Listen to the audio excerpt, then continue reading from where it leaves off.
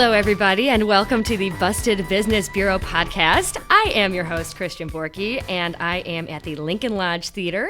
The Lincoln Lodge produces this podcast. You should give them all your money.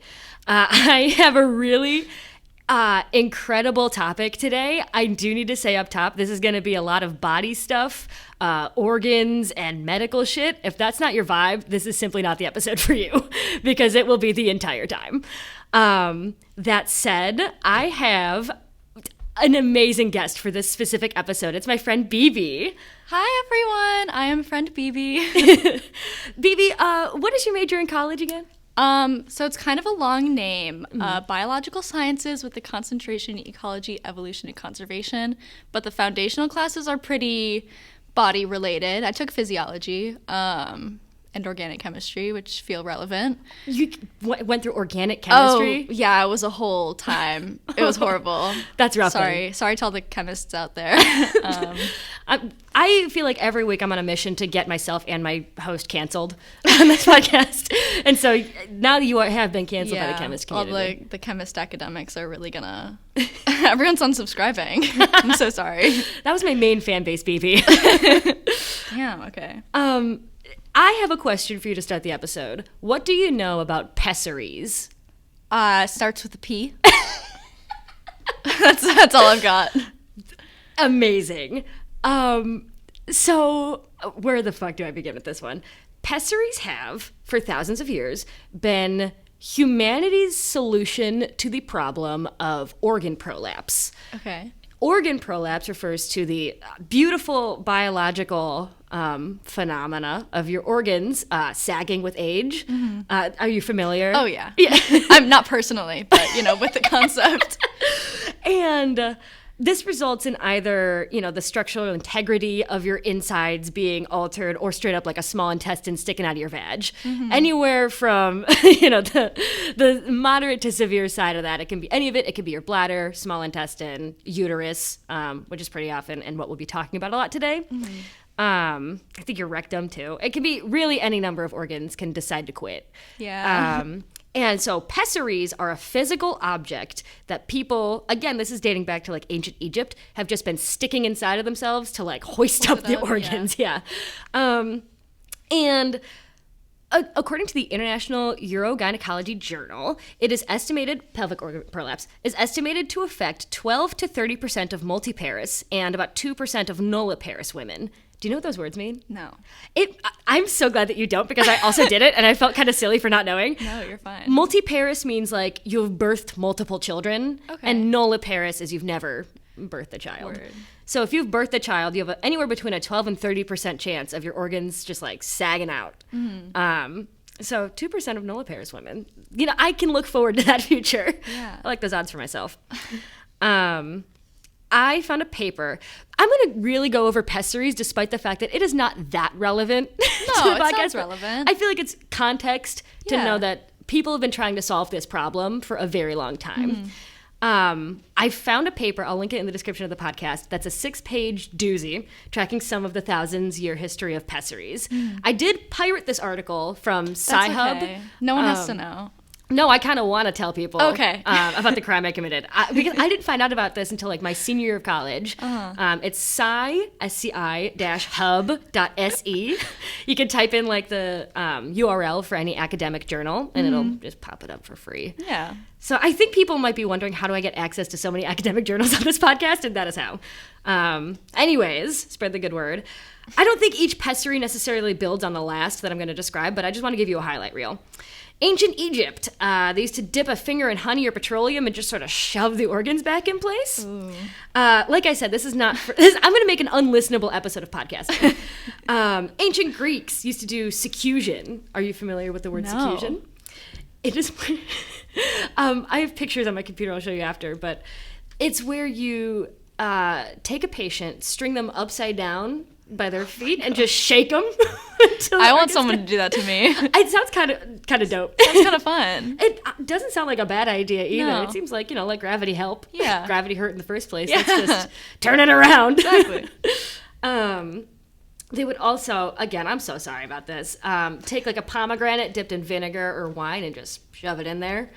I wonder if any other kind of fruit would work. Why pomegranate? I guess it's a very yonic fruit. Yeah. Yeah. So true. You know, I feel like an orange is just, it's tacky. You know, I want a pomegranate in me if I want to put any fruit up in there. Hippocrates isn't the only dude who thinks of, like, fruit options.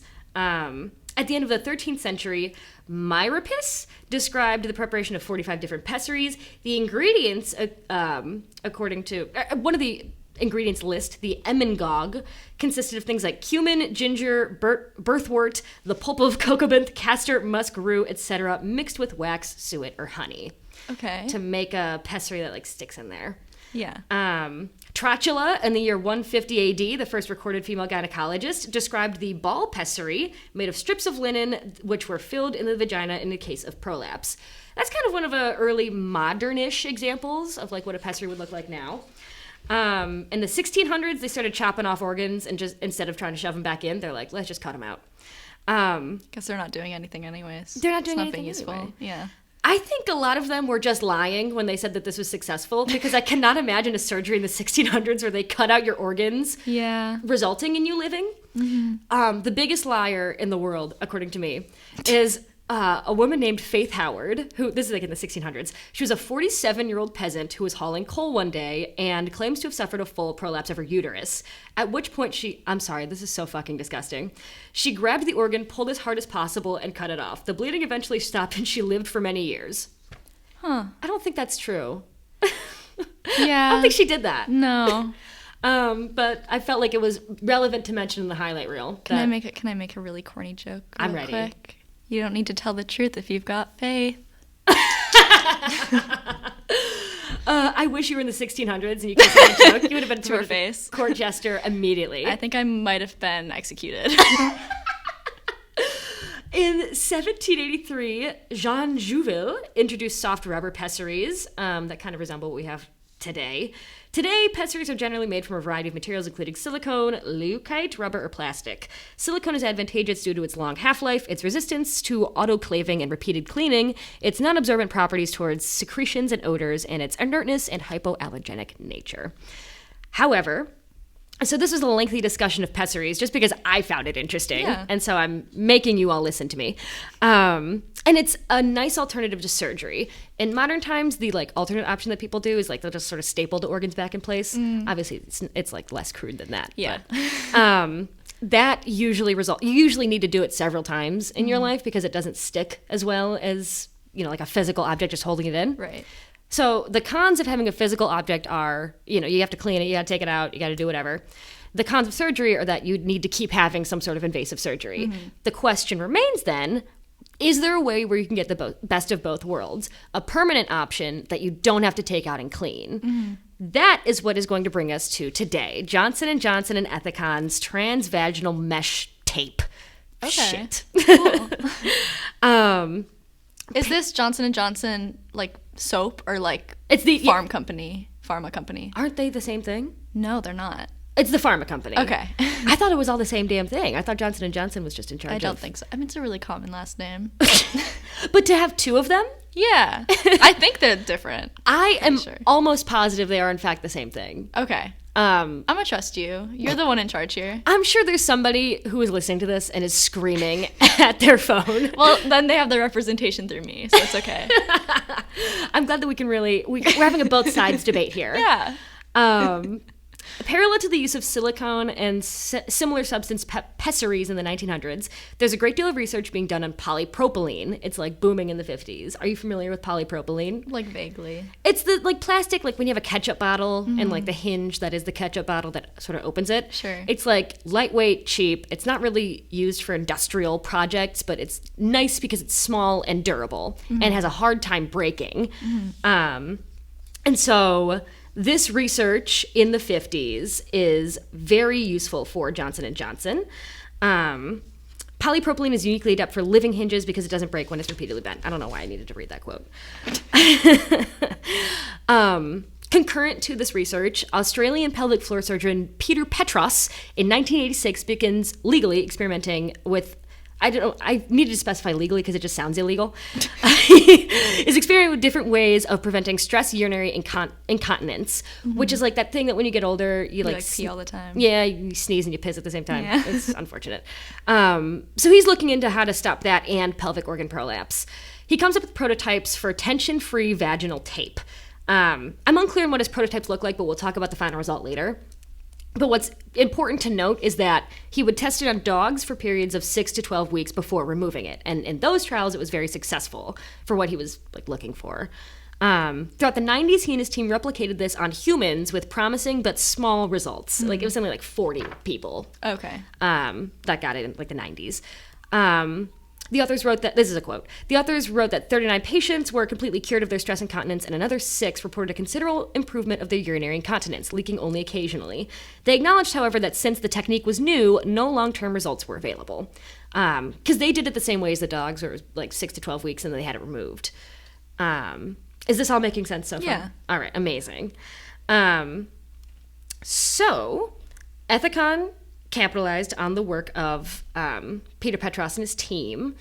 Both Proline mesh and Proline soft, those are like brand names, were created for the purpose of reinforcing the abdominal wall without regard to the biomechanics or environment of the female pelvis. Meaning most of Ethicon's early research was about like hernias and stuff.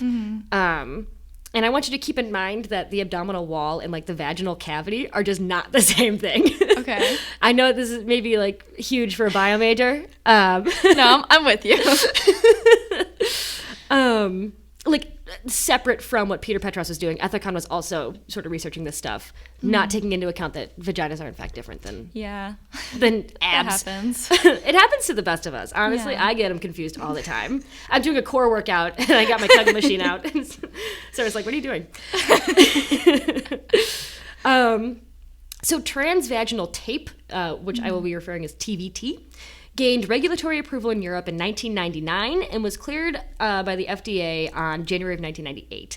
On July of 1998, it was approved to be in Australia. I don't know why I wrote all 3 of those down. Good to know. Late Maybe there's 90s. some Australians listening. They want to know. You know, if the Australians are listening, boy, are they going to be well rewarded because there's a lot that happens in Australia. Ooh. In 1998, these things hit the market, and they do incredibly. There's only one kind of competitor at this point for this particular kind of product, which is Boston Scientific. But of note, the materials used to make each different product are like way different. So Johnson & Johnson is making fucking bank putting this on the market because it's like a minimally invasive way to cure your stress urinary incontinence or pelvic organ prolapse. Again, I want to really note that the trials that have been conducted so far are so fucking small. Yeah.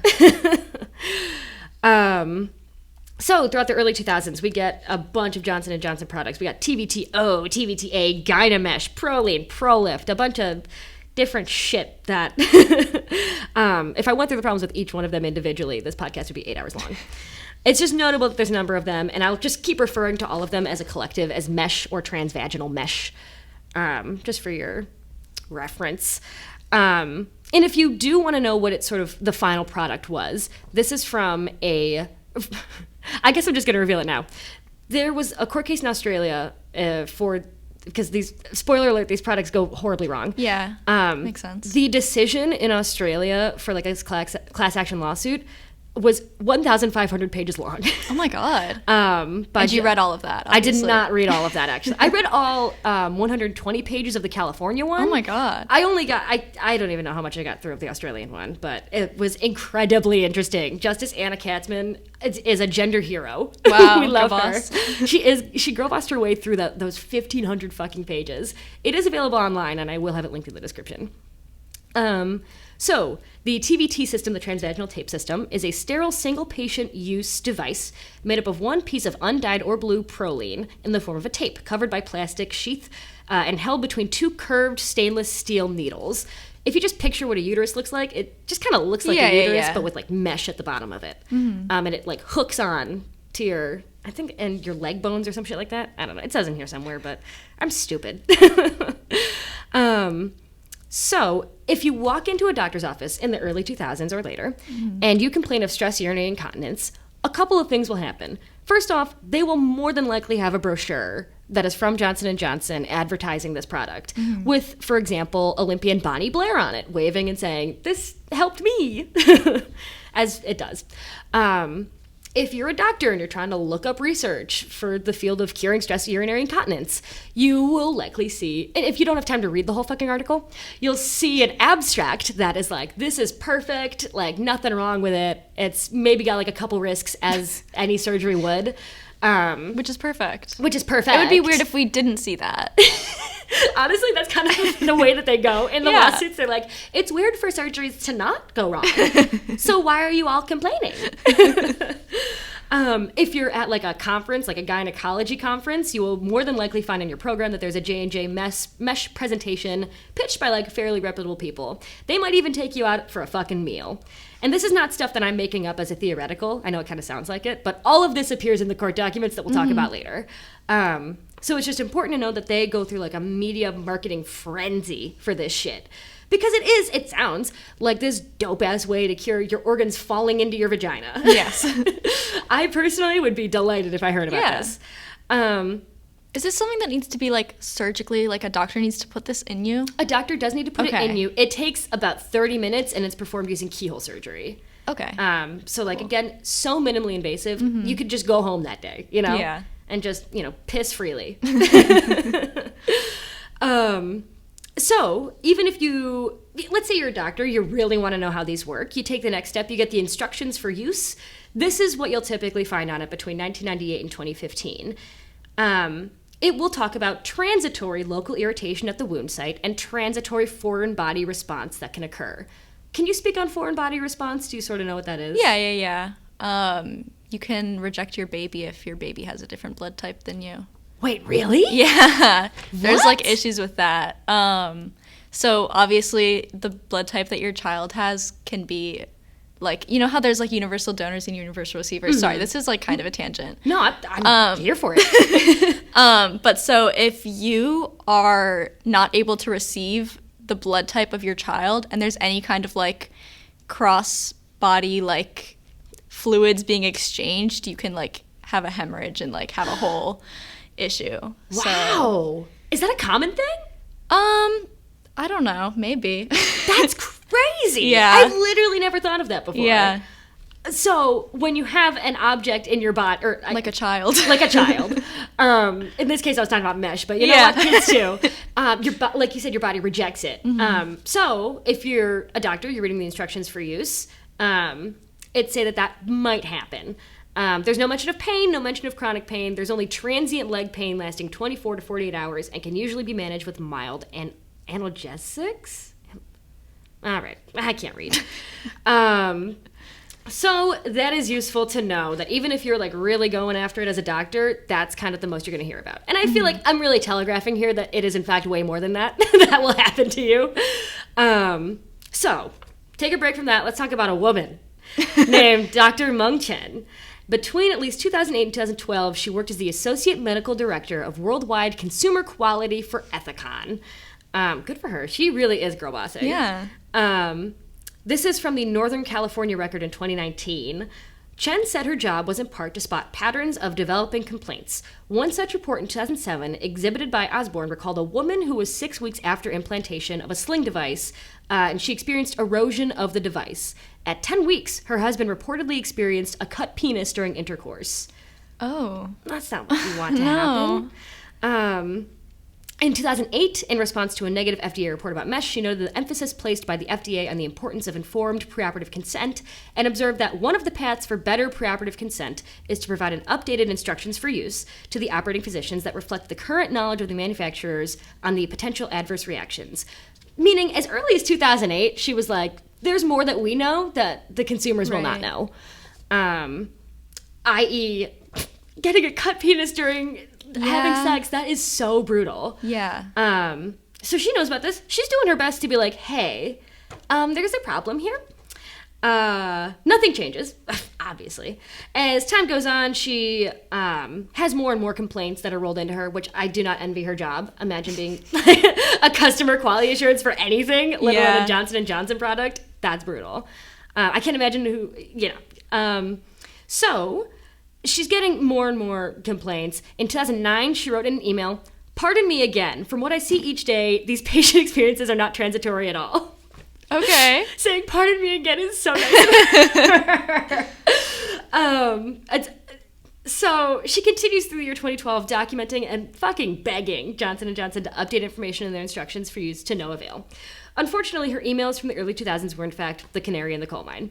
The rest of the episode will deal with the incredible amount of litigation that arises from these mesh products. Spoiler alert, they suck. Yeah. I know this is really going to surprise the listeners. I thought this was going to go perfectly. This was like the end of the episode. Yeah, I just wanted to, mess around and tell you about this dope-ass device. So, because of the specific materials being used in these devices and the specific pore size, they can cause an incredible amount of problems for a number of reasons. First, they have a tendency in like a pretty significant amount of people to shrink or just like straight up crack. Oh. And if you have a device holding up your organs that starts shrinking and getting out of place, your organs will also get out of place. And your body will start treating it like a foreign object, and its attempt to, fucking fix it. It will just cause more problems on purpose.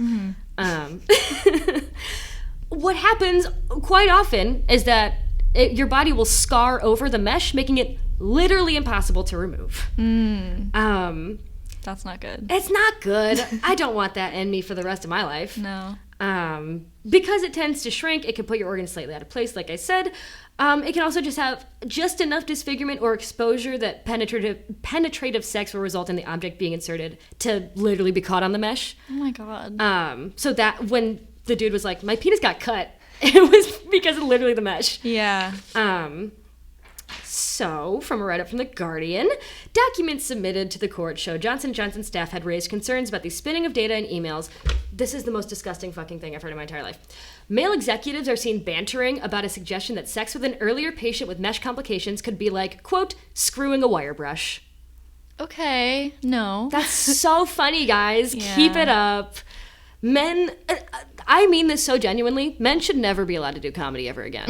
I agree with that. Sorry to all the men who've been on this podcast. I'm sorry. I'm sorry to the one man.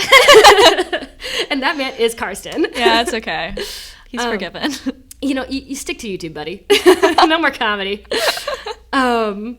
So I am just baffled that you would say that to a work colleague over work emails.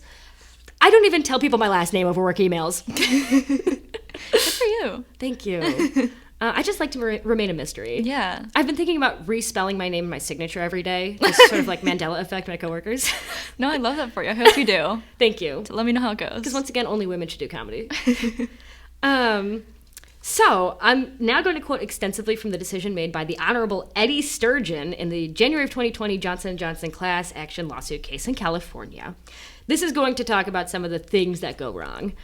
Dr. Margulis has treated women with mesh complications suffering dyspareunia. Do you know what that is? No. That's just pain during sex. Okay. To the point where they cannot engage with intercourse with their partner. It's caused their partner to leave and essentially ruin their life of intimacy. This is all quoted from Dr. Margulis. He's treated women suffering urinary dysfunction caused by the mesh to the point where they're forced to intermittently self-catheterize throughout the day in order to empty their bladder. They have to stay close to the bathroom at all times, won't go out to social events for fear that they're going to leak all over the place, and it affects their work. Put something, put a tube themselves? Mm-hmm. Oh, no. Hard fucking no.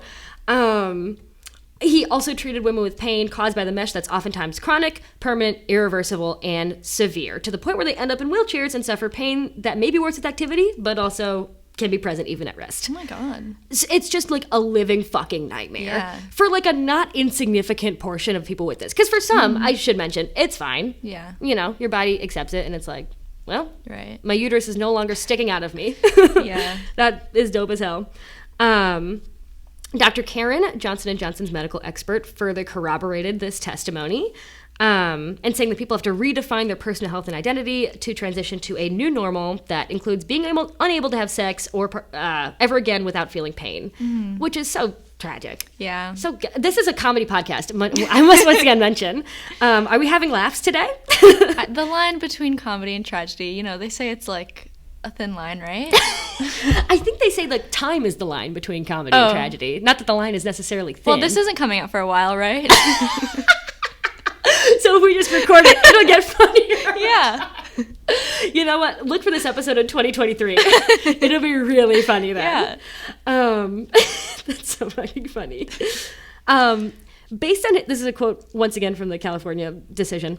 Based on his review of the literature, Dr. Rosenwig testified about the significant rates of urinary dysfunction resulting from the mesh, at rates of approximately 20 to 60% chance of walking away with a different urinary problem than they came in with.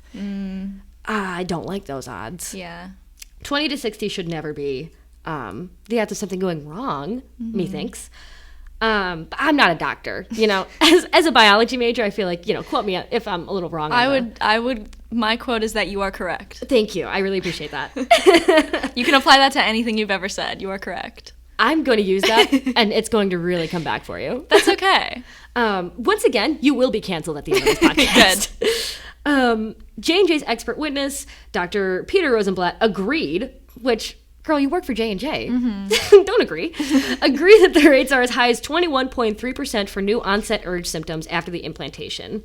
Unlike other implants, Dr. Margulis testified about the fundamental difficulty of mesh removal, likening it to removing rebar from the concrete while trying to do as little damage as possible to the sidewalk. And he said, quote, the essential irreversibility of the mesh-related complications... he talked about the essential irreversibility of the mesh-related complications, even sometimes after the removal surgeries. So once you get it in, again, it's like fucking impossible to get out. Right. If the certain foreign body responses have occurred and there's the scarring and whatever. Tee-hee-hee. He also, you know what? There's just more. I have to skip these quotes. It's just so many quotes where he's like, they were in pain. I just really want to get across the scope that, like, it's so many people who are in an incredible amount of pain. This is a 2014 write-up of the trial by Jane Akre. She talks about a specific witness who was called. During a meeting with Dr. Gretchen Burkett, Joanne Husky was shown a stress urinary incontinence treatment brochure that featured the story of U.S. speed skater Bonnie Blair from a nearby town of Illinois. Husky said that she didn't consider herself an athlete to that extent, but seeing the endorsement spoke directly to her because she was, like, pretty athletic. Quote, I read her story because that impressed me so much. She was an athlete and was dealing with the same thing and had this done and it was successful. Husky said she relied on the endorsement. And you know what? I'm kind of with her. If I see somebody I like on a brochure, I'm going to be like, hell yeah. Yeah. When asked if she was told that there was a problem, the device could easily be removed, Husky responded with, quote, it was easily treated if there was a problem. Like, that's what she was told. Did you expect the TVT device to cause pelvic pain? No. Did you expect the TVT device to cause levator spasms, which is spasms that make your ass hurt? The bad kind of spasm. Yeah, there's not many spasms of the ass that are good. Yeah. That's just my personal... No, I think I would agree with that. ...uninformed opinion that ass spasms are not... they're not it. Not necessarily what we want, yeah, no. She said no. Did you ever expect that it would be subject to degradation? No. That it would rope or curl? No. Are you in pain as you sit here? Extremely. So... That is so sad. These devices were implanted in more than 53,000 Californian patients that we know of. Because of the aforementioned scarring, they often need multiple surgeries to have them removed. Quote, consumers like Colleen Perry, Joe Husky, and the nearly 1,000 California women treated by Dr. Margulis alone have therefore suffered a harm that literally cannot be undone. Yeah. That is from the court document. That's a lot of people. That is a ton of people. And these, again, I need to say, are worldwide. Yeah. So... I hope that with these few examples, I can really get across the scale of the problem, that it's literally impossible to, first of all, determine how many of these are inside of people as we speak. Right. And there was a report obtained by The Guardian from the National Health Service, which is like the UK. I don't know, they do health. Saying what this is showing is significant, very high rates of removals, which are only likely to get worse. It suggests that 1 in 15 women will need a removal at some point. Wow. And those numbers are not looking great. That's not, like, confirmed that's exactly what it is. Right. But that was according to, like, an NHS report obtained by The Guardian. Thank you, The Guardian. But also, I really want to talk about the 1 in 15 figure because this is implanted in patients that are aging, right? And so... Anecdotally online, I have seen that there are patients who are just like old and in pain and are like, I don't want fucking invasive surgery. Right, so they like, you know, just deal with it. Or, you know, they die before the class action lawsuit goes anywhere. So it is possible that the 1 in 15 figure is not incorrect. Yeah. Which is, I'll say it, evil. Yeah. So fucking evil. Could this possibly get worse, BB? Oh, absolutely, probably. You have an ear for podcasting because it's about to get worse. Johnson & Johnson absolutely knew that this would happen the entire time they were marketing this. Wow. And as early as 1992, they knew this was going to happen. Wow. It is so impressive. Science is a miracle. So since at least 1992, they knew that the polypropylene material that comprises its Proline and Proline soft meshes can degrade after implantation. In 1992, Ethicon scientists investigated Proline sutures that had been implanted in dog hearts for 7 years and concluded that the surface cracking on the explanted structures was due to degradation of the polypropylene material in vivo. Did you understand any of those words? Mm-hmm. That's amazing. Because I read it and I went, I wrote this down, but I'm just sort of, like, my brain is on one track at this point and my mouth is just vibing. No, that's okay. You're doing a great job. Thank you. I appreciate that. Do you have any questions so far? I feel like I need to pause and ask. How are we doing? Yeah, one question. Yes. Okay, so IUDs. I'm imagining this thing as just like a larger, stronger IUD. It's basically what I'm. Yeah, I would say from my actually and with no chemicals coming out of it. I have no understanding of uteruses. Let me start there. Okay. I throw in a diva cup and I hope for the best. I love that for you. So as far as I'm aware, it's not inside of the uterus. It's like outside of the uterus, holding it up. Okay. That was a really hard P. So I think the shape is sort of like IUD-ish. Okay. And it's but not up there. It's not up there. No, Okay. It's like around there. Okay. To sort of hold up whatever organ's causing you an issue. I see. So that's why it can like it's like on the outside of the uterus whenever it's holding up the uterus becomes part of it. Issue. Right. Yeah. Okay. Because I feel like if it was inside, I mean, this is based off of no scientific expertise, but I feel like can't your uterine wall just like unattach itself and shoot out of you? Isn't that what happens once a month? Like during your period? Yeah. Not the entire uterine wall, but good what? Chunk of it. Yeah, once again, depending on who you are. I throw in the diva cup and I hope for the best. Yeah. Which is also me saying I'm micro-influencing my audience into using a diva cup. I've gotten many people so far. Yeah. And I will continue to get them. So, no, it is not like an IUD. Okay. To my knowledge. It's more like I don't know. Like a diva cup. Like, not, honestly. Reversed? It's a diva cup that sticks out of you? Yeah. No, it's more like a hammock. I would say a hammock that's in your organs. Love that. I love hammocking. Who doesn't love hammocking? Don't love this, though. I'm going to send my small intestine on vacation. Hammocking in my body. Based on internal company studies, Ethicon scientists designated corporate representative Thomas Barbolt. He testified on behalf of the company that Ethicon knew since 1992 that the surface cracking was blah, blah, blah. Importantly, J&J knew of the surface degradation 6 years before the 1998 launch of their first TVT product, but nevertheless claimed from 1998 to the present that its polypropylene mesh is, quote, subject to degradation or weakening by the action of tissue enzymes. I'm sorry, they said it's not that. Okay. Which they absolutely knew that it is. Yeah. So to lie. To lie. To just not put information in instructions for use. Despite that knowledge in the year 2000, 2 years after the TVT launch, they actively chose to conceal the fact that TVT mesh could cause complications so serious as to necessitate removal.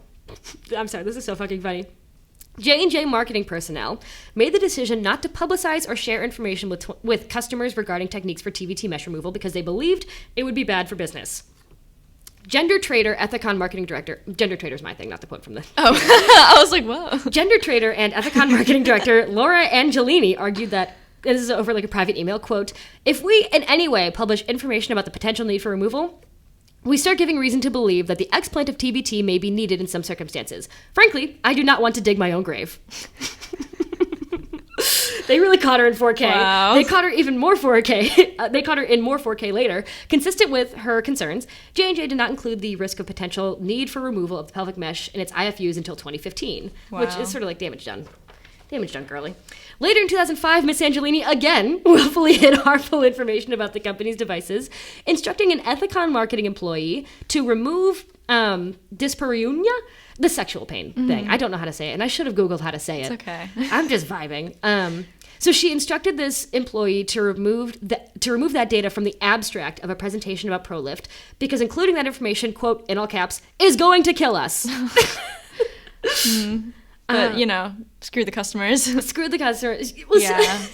The fact that she said it so boldly is so funny. That she's like, we know about this. Don't put it in the thing because that's bad for business. The employee responded to Miss Angelini that she would remove the content from the abstract language. I would be so humiliated in court if any of my work emails made it to the stand, let alone emails that are just so brazen in their disregard for human life. I hope to never email with such a disregard for human life. I don't think you will. Thank you. I appreciate that. But you know what? You never know. So that's fucking crazy. And also hilarious. Laura Angelini, you are a gender traitor. Yeah. I'm sorry to you. I'm sorry that it was your job, but you had a shitty job. You should have quit. So they also published a paper in 2011 that was sponsored by Johnson & Johnson and Ethicon that was like, there are no risks to transvaginal mesh. Dr. Stephen McLean, an expert for J&J, testified that he found no evidence of degradation when he used a novel cleaning method designed to strip the cracked layer away from the mesh. So, he found a new scientific way of checking if they're cracking. The court notes that this novel method was created by Dr. Shelby Thames, who developed it as a paid litigation expert defending J&J involving pelvic mesh. So they got somebody who's paid to literally go sit in court and testify how great Johnson & Johnson is. She just invented, I don't know. Sorry, Shelby Thames, I don't know. They just invented this way to check if these are going wrong. And it just so happens that in the way this person decided to check, we couldn't find any degradation. Right. That's crazy, y'all. This is continuing Justice Anna Katzman 1,500-page decision in Australia. Oh, my God. I have extensive quotes from that. After ProLift was launched, a confidential PowerPoint presentation prepared by Ethicon researchers, apparently for internal use, acknowledged that, quote, today's vaginal implants do not consider the patient's biomechanical needs, and recognized that, quote, unmet biomechanics led to, quote, misfunction, pain, and shrinkage, which in turn leads to a, quote, handicapped patient. Ethicon began work on the design of a mesh adapted to the pelvic floor, but nothing eventually came out of it, and the project was abandoned in 2011. Also, the female genital area is more sensitive than the abdominal wall. That's referencing before how they simply did not. Right, we're not distinguishing the two. The environmental conditions are simply not the same. As two of Ethicon's medical directors put it in a 2003 internal presentation, there is, quote, high risk of infection since the vagina is a septic cavity. Okay. So it's like, they did have the common sense to, in fact, figure that one out and just chose not to. And then in 2011, they were like, we tried, boys. Let's just pack it up. I'm too lazy. I want to go home and catch the game. Which is, it's so brave that men continue to work. Brave in a bad way, I would say, though. There's good brave, that's bad brave. It's in fact, very bad brave. I am so sick of men. So, again, they neglected to differentiate the physiological forces at work.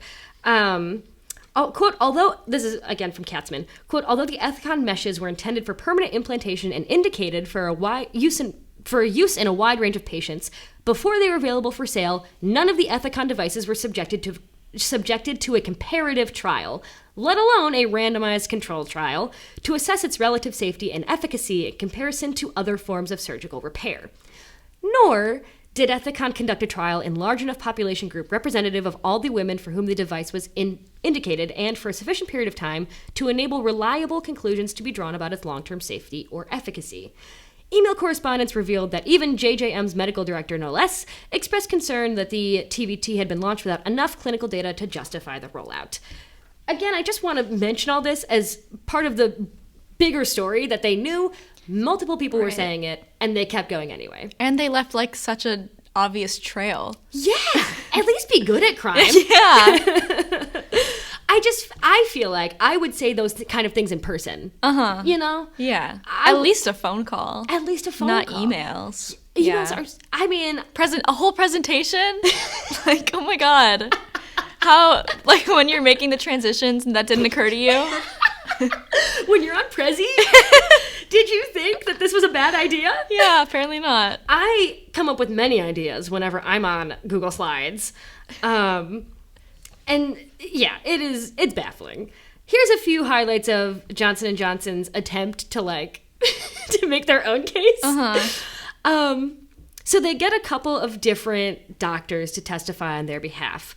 J&J witness Dr. Rosenblatt testified that he has, quote, never heard that a chronic foreign body reaction would lead to exposure or shrinkage. This contradicts at least 3 Ethicon medical directors who wrote that, quote, the mesh includes an acute and foreign body reaction, which leads to both exposure and shrinkage. So cool of him. Imagine perjuring yourself in court for transvaginal mesh. Pick a better one, man. The examination of these defense expert witnesses also reveals conflicts of interest that could bias their opinion of the mesh dangers. They picked someone named Dr. Nager, who is a former preceptor for Ethicon and trained other doctors to implant the TVT. He alone implanted between 800 to 1,600 slings over the course of his career. Pick a better career, man. And taught and encouraged hundreds of other doctors to use the mesh devices. As president of the American Urogynecologic Society from 2013 to 2014, he formed the Mid-Urethral Sling Task Force, quote, to defend the mesh sling. No, what a shitty task force. Not that task force. Oh my God. I don't want to be on that task force. It's so shitty. They formed this task force to produce a document that would help the members, including doctors and mesh manufacturers, quote, to use this position statement at legal proceedings when they were sued for mesh litigation.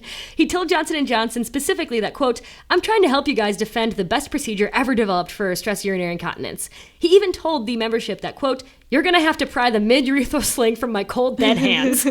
And we will. And we will, sir, because I will kill you. Yeah. I will not do that.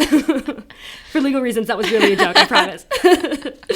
Another gender trader, Dr. Eilberg, has been a paid consultant for mesh manufacturers for over 16 years, including for AMS, the competitor Boston Scientific that we talked about earlier, and Coloplast. She also served as a litigation expert witness for the Boston Scientific in 20 to 25 cases in just the past 3 or 4 years alone. Because also, I feel like I should mention, it's not just like 1 or 2 class action lawsuits. There's also like a shit ton of individual ones that are still like happening. Dr. Eilberg has implanted, quote, thousands of mesh slings and POP mesh devices over the course of her career. Because of her professional investment in defending the sling, she has authored medico-legal studies that tried but failed. This is all still part of the court document. That's not me saying that. That tried but failed to prove the mesh victims' negative thought patterns were related to their intention to sue the mesh manufacturers. She's saying, it's in your head, girls. I can't believe that she authored a paper saying that negative thoughts would lead you to suing a mesh manufacturer for ruining your life.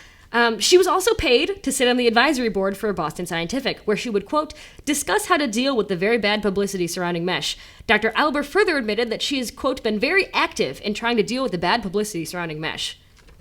Why? Yeah. Why, man? And when J&J wanted to recruit a California doctor to author a letter against the instant lawsuit, Dr. Eilberg was one of the 5 doctors to which the company reached out.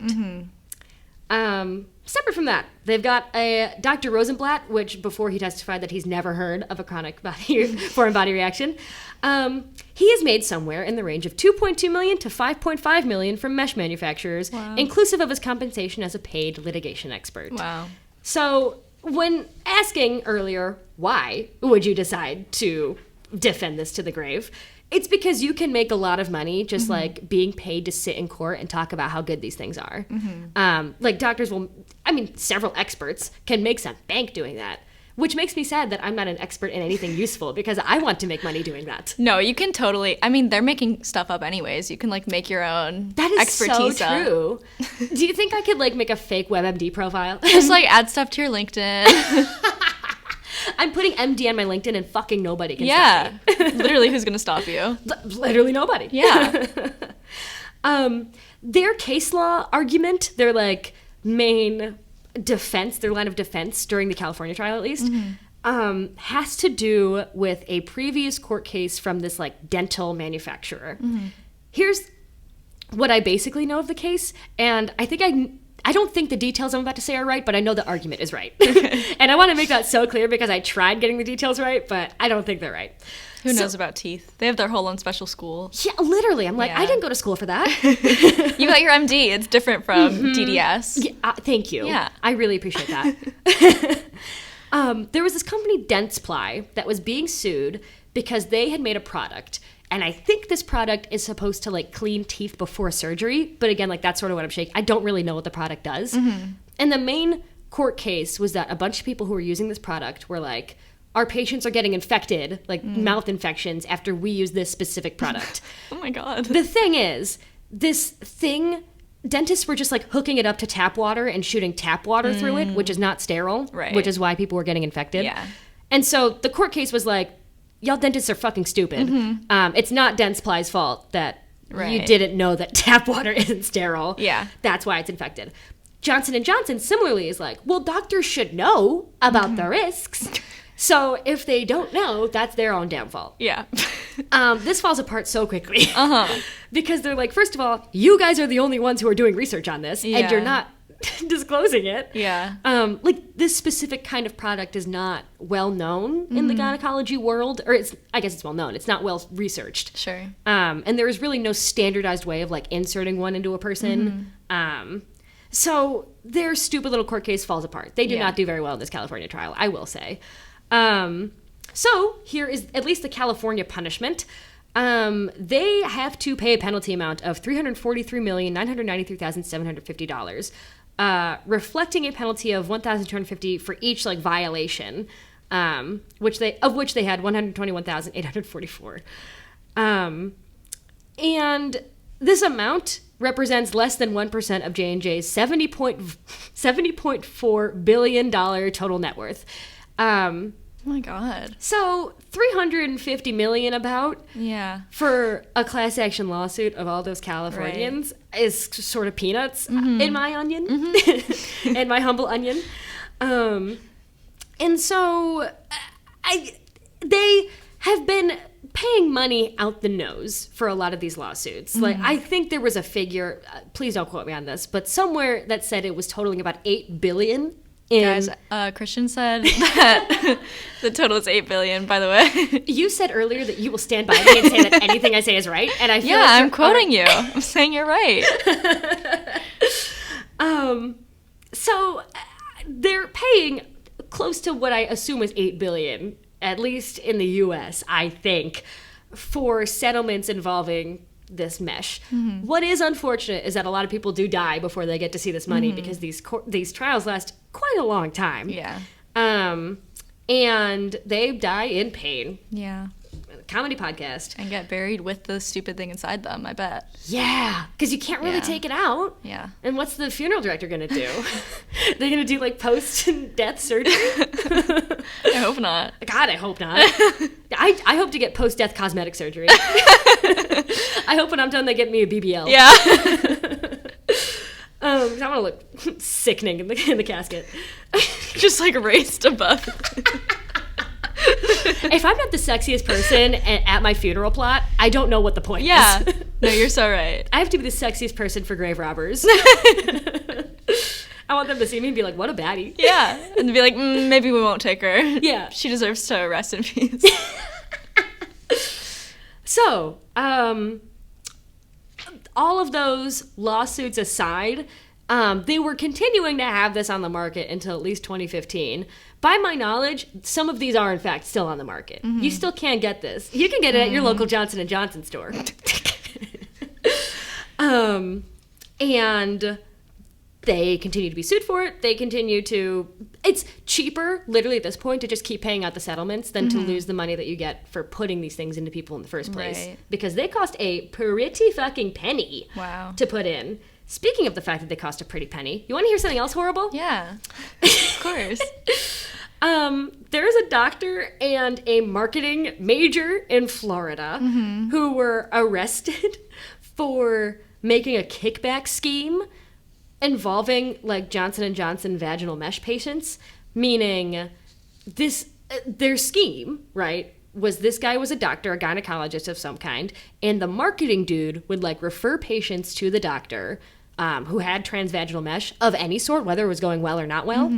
And the doctor would immediately recommend to have it removed because a lot of these people are part of the class action lawsuits and then would get paid out the nose for the settlements, which then goes into the doctor's pocket through a court process that I literally don't understand. I don't understand money, but I know that that's what happens, right? Like insurance, something, the doctor makes more money when these things go to court. Yeah. So if he can get his hands involved in the process in any way, he gets a major payout.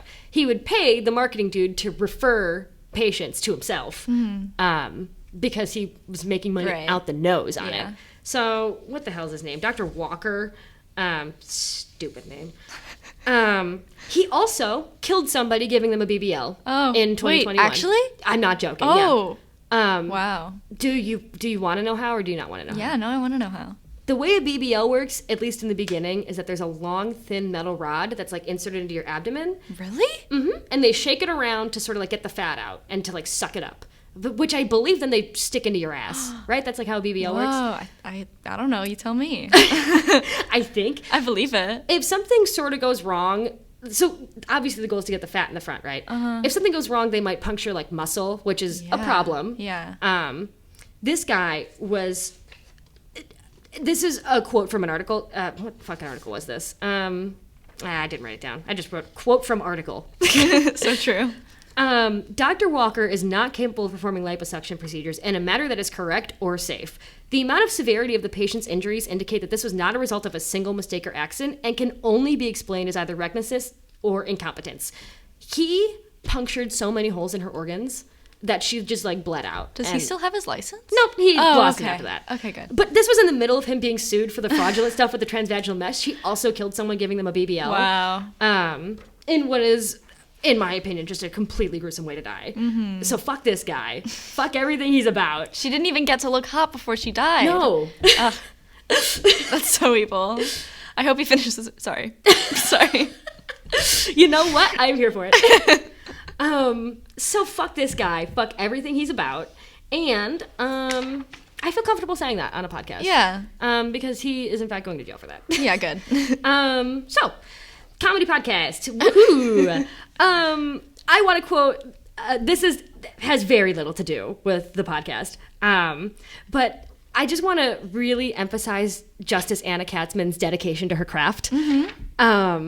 In her 1,500-page thing, she had written at one point that, quote, the debate in this case turned to the appropriate pore size, which has to be exhausting in court to listen to pore size all day, including the classification of pore sizes and the concept of bridging fibrosis. Professor Parviz Ahmed, in his seminal article, Classification of Biomaterials and Their Related Complications in Abdominal Wall Hernia Surgery, published in the 1997 journal Hernia. And then she like kept going from there. What a sleek name for a journal. What a sleek name for a journal. What a funny journal article. So, anyways, I commend Justice Anna Katzman, who really was stuck up for Australian patients who had this fucking thing. And I commend every single patient who has ever had the displeasure of having one of these TVT mesh things inserted into them. And that is kind of the end of the papers I had in front of me. Yeah. Baby, how are you doing emotionally?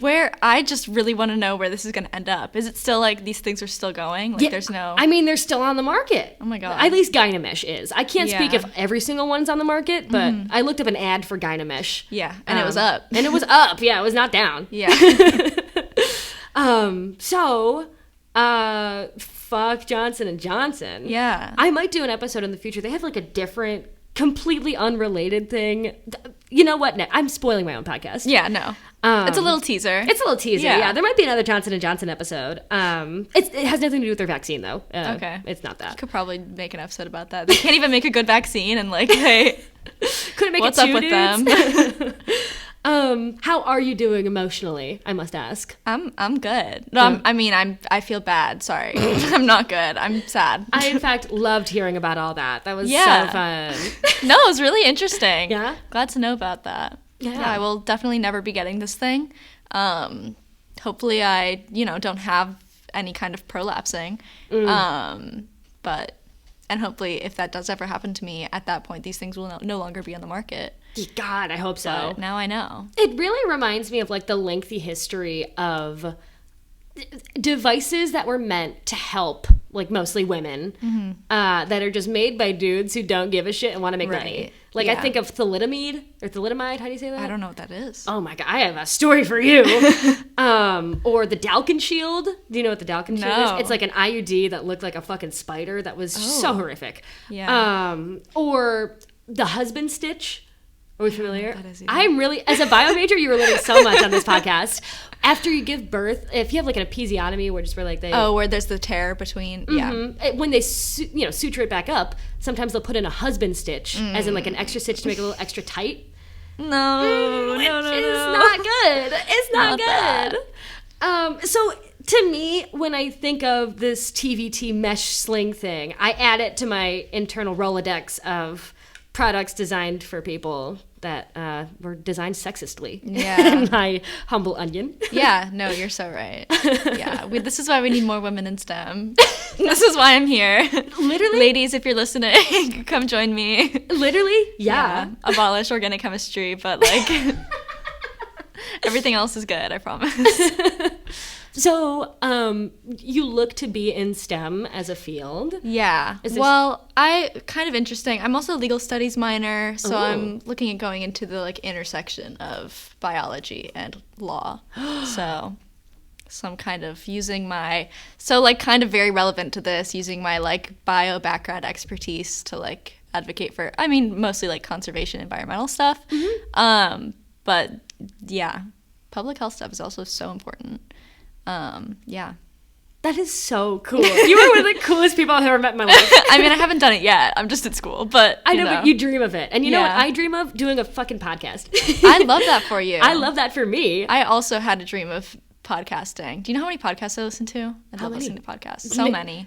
You like enough podcasts? That I had Name 3. Oh, easily. Like enough that I had the like Spotify Wrapped for like podcasts, you know? Ooh, I didn't even have that. I think you have to listen to at least 5 to like get it. Because they need to rank them, you know? I see. But I had so much Johnny Cash on my Spotify Wrapped. It was so humiliating. No, I love that for you. Should you plug your YouTube? You know what? I did in the second episode. Okay, good. So if you're a religious listener, you know about Johnny Cash Rules 32. Good. So please subscribe to that. I'm subscribed. Oh, absolutely. Do you have any pluggables that you want to plug before we head out? Follow Christian on Instagram. Don't follow me. Follow the podcast. Yeah, follow the podcast on Instagram. That's it. Please let BB into law school. Please let me into law school one day. Yeah. Any big people, lawyers, hit me up. Of which I have many. Yeah. Yeah, I'm sure you do. Lawyers need to like have fun, listen to stuff too, you know? I wonder if there will be a lawyer who will listen to my podcast at some point and will be like, oh, God. Me looking back in like 20 years. I hope you reflect fondly on this experience that you've had. I absolutely will. And I hope you return to the Lincoln Lodge at some point, which, again, is producing this podcast. Give them all your money. I love a little applause for the Lincoln Lodge.